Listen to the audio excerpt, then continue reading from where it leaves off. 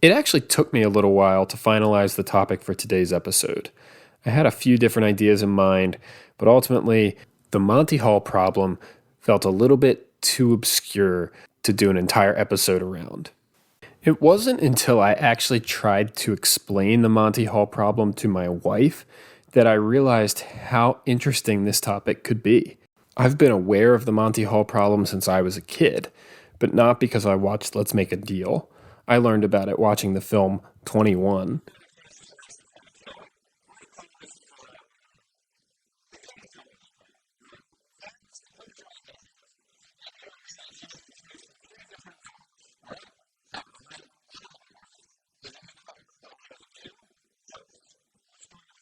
The description in that movie clicked for me immediately.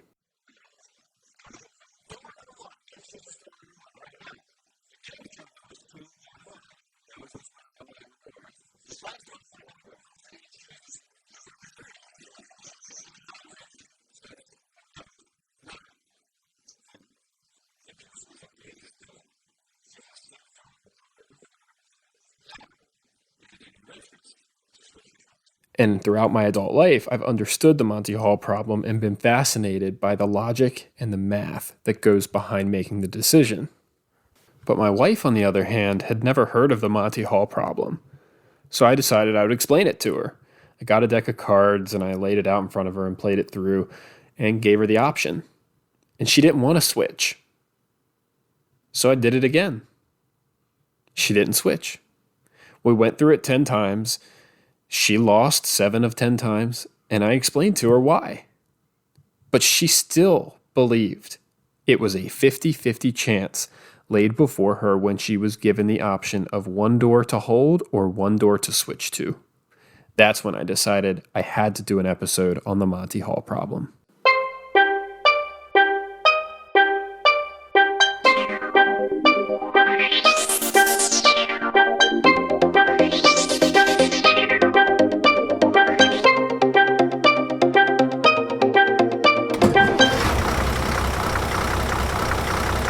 Welcome back to episode 4 of the Financial Planning and Game Theory podcast. This is your host, Michael Sise. For this episode, I selected the Monty Hall problem as the primary topic. The Monty Hall problem is pretty widely known from the hit game show Let's Make a Deal. These people, dressed as they are, come from all over the United States to make deals here in the marketplace of America. Let's make a deal. And now, here's America's top trader, TV's big dealer, Monty Hall.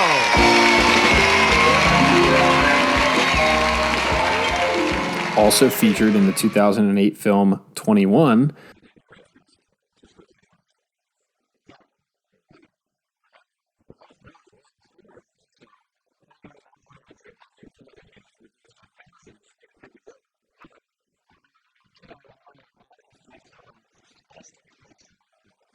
as well as briefly in the auction episode of season 26 of Survivor. We move on to the next season, Survivor Caramone, where Reynolds buys a covered item and Jeff doesn't give him one, but actually 2 options to switch to. Reynolds keeps what he has and misses out, even though Cochran did warn him. You can trade it for this. It's a Monty Hall problem. You're always supposed to switch. I don't trust you, Cochran. However, Reynolds only wins 1 slice of pizza, and underneath the second option was the rest of the pizza. The Monty Hall problem has long interested me for 2 reasons.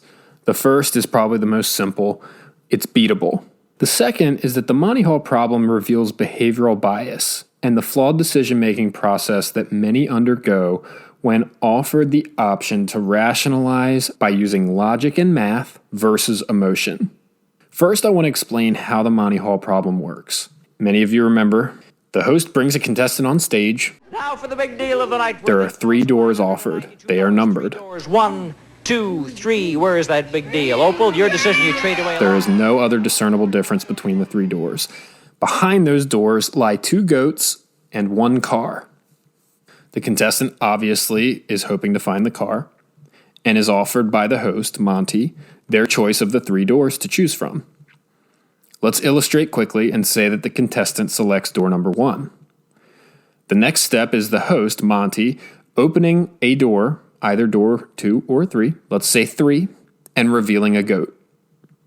The contestant is then offered what I would say is the Monty Hall problem, which is the option of switching from door number 1, their initial selection, to door number 2, the only other closed door. All right, now, you see nothing behind curtain number 1 that you own, curtain number 2 which you could have instead. It's your choice. Do you want to go for 1 or 2?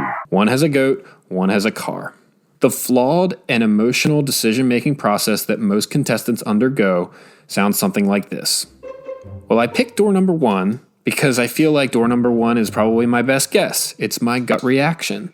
And now I'm more or less offered a 50-50 option. I can choose the one that I have, or I can switch. There's one behind one and one behind the other. It's 50-50. Therefore, if I were to switch and be wrong, I have to live with the fact that I had the right door, I had the bird in the hand, and I let it go. The fear of loss being the driving motivator. Many people do not switch as a result of that flawed logic.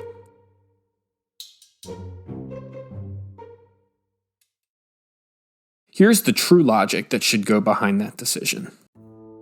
There was a 1/3 likelihood with the selection of door number 1 that the contestant picked the door with the car.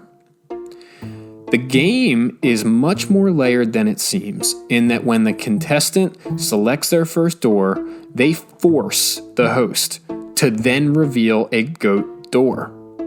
Meaning, there is a 1/3 likelihood their initial selection was correct. There is now a 2/3 likelihood that switching is correct. Does it feel good to switch? No. Will you be switching incorrectly 1 in 3 times? Absolutely. However, if you play this game enough times, you should always switch. I call it the phenomenon of concentration.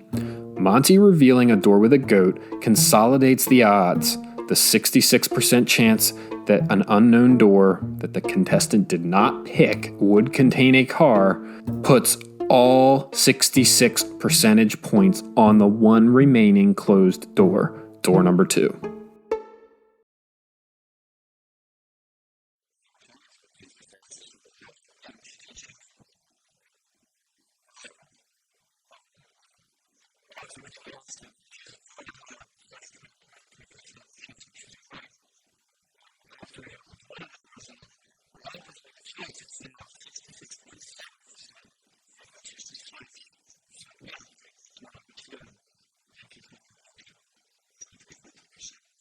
Let's illustrate that quickly with more doors.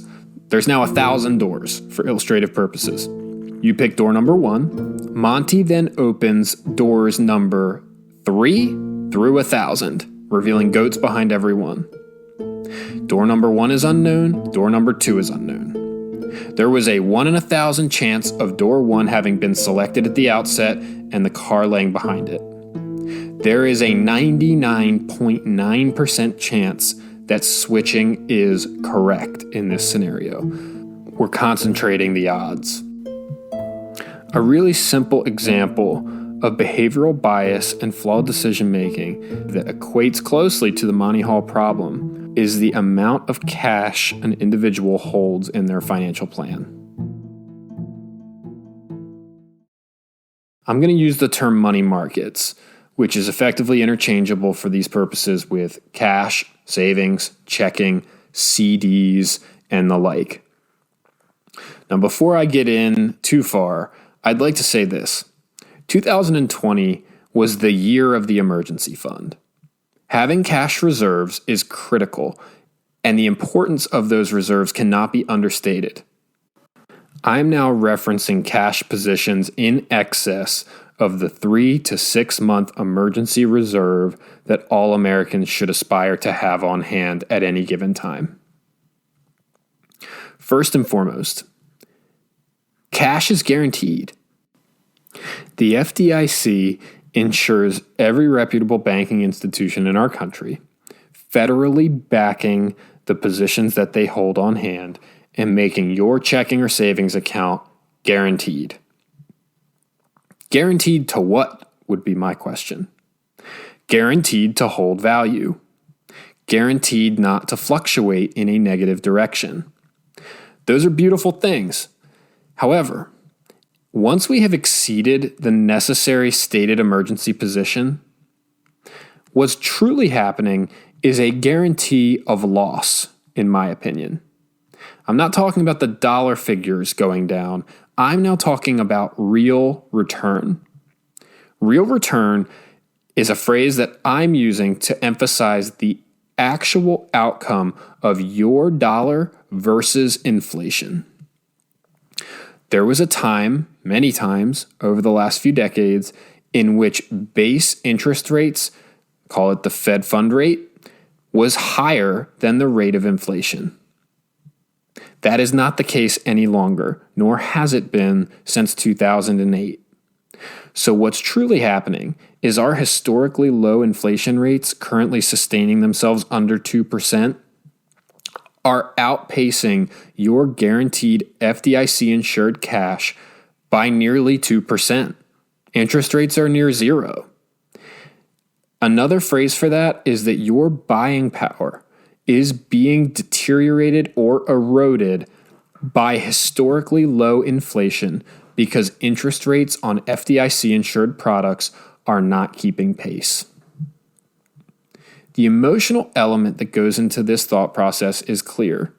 My money can't lose value, therefore I'm protected. However, people are living longer, giving inflation more time to compound negatively against their cash positions. Additionally, inflation may well increase.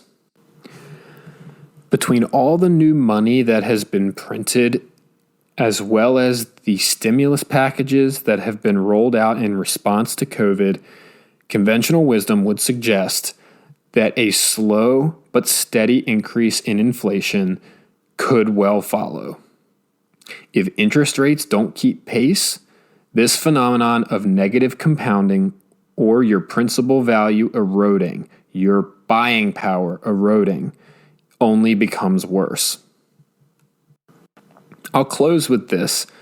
There's exceptions to every rule. 1 in 3 times, you should have stuck with door number 1.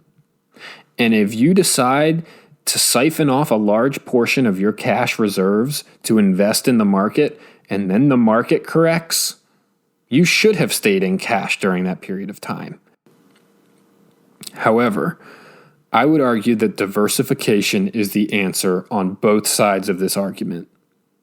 Diversification over long periods of time with your assets, as well as diversifying when Monty offers you the switch. Playing the odds and building the likelihood that your final outcome will be more positive. Thank you for listening. I'll talk to you next time.